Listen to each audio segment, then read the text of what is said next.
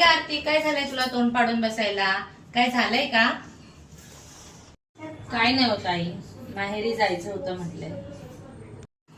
अगं आताच तर तू माहेरी जाऊन आली. आई पण काय बोलतील, तू आताच माहेरी गेली होती. काय झालंय? आताच फोन आला होता की आईची तब्येत अचानक खराब झाली म्हणून माहेरी जायचं होतं. हो का ग? मग तू पहिलेच सांगायचं होतं ना. ठीक आहे, जा मग लवकर तू. जावं तर वाटतंय हो, पण आईंना कोण सांगणार.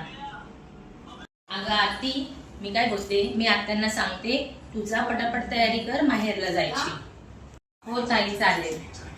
आरती, तुला सांगते मी आत्ताच आहे ना आत्यांना सांगून आले की तुला माहेरी जायचंय. बोलत होत्या का जायचंय, आत्ताच जाऊन आली तिकडेच राहायला सांग. मी त्यांना सांगितलंय की तुला तुझ्या आईची तब्येत नाही म्हणून ती चालली. तर आत्या बोलत होत्या की कामाधंद्याचं माझ्याकडून काय होत नाही बाई, तुम्हाला पटेल तसं तुम्ही करा. तर तू त्यांची काळजी करू नको, मी त्यांना समजवलंय.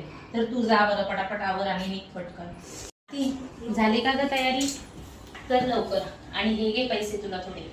आहो ताई, याची काहीच गरज नव्हती. होते माझ्याकडे पैसे, ह्यांनी दिले होते. खरंच तुम्ही किती काळजी करतात ना माझी आई आजारी पण तुम्हीच किती काळजी करताय.